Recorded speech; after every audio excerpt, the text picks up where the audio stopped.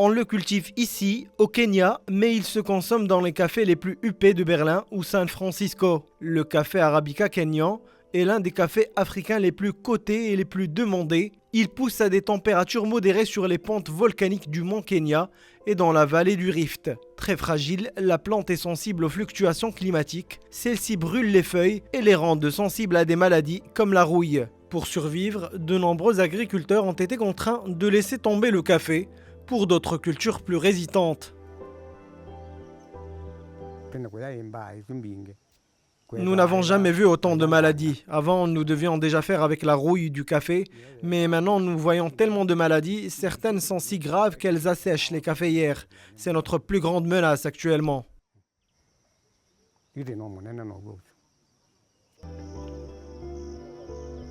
Confrontés à la multiplication des maladies conjuguées au changement climatique, les industriels du café ont vu leurs revenus baisser de façon drastique. À l'usine de Mukuyuni, les agriculteurs cherchent des alternatives au café. Parmi celles-ci, la plantation d'arbres et le développement de cultures vivrières en complément du café pour arrondir leur fin de mois. Nous essayons d'éduquer les agriculteurs en particulier sur la nécessité de planter des arbres dans les zones où il n'y en a pas. Nous plantons des semences endémiques et pour faciliter l'écoulement des eaux, nous faisons de la culture en terrasse. Cela évite l'érosion du sol.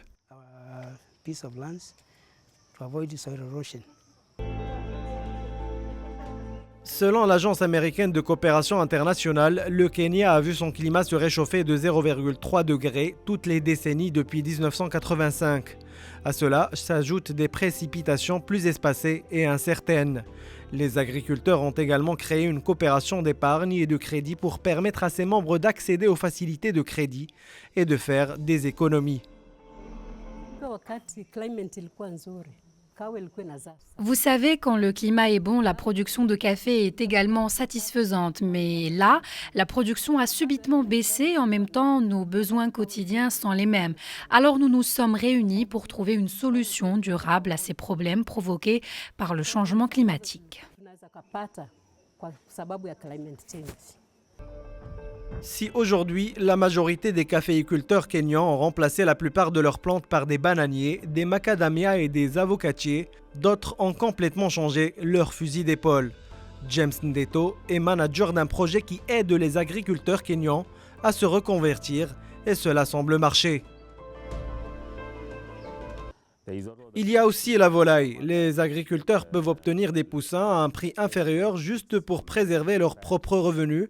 Ils peuvent même obtenir du fumier des poussins et l'utiliser dans leur ferme et également le faire valoir comme un revenu alternatif. Les bananes de culture sont elles aussi très productives. Nous avons également encouragé les agriculteurs afin de pouvoir planter et vendre leur culture et obtenir leurs propres revenus.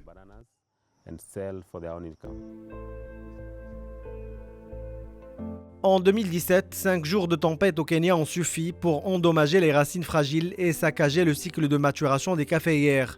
Le Kenya ne produit plus que 0,5% du café mondial, mais conserve une place importante sur le marché haut de gamme.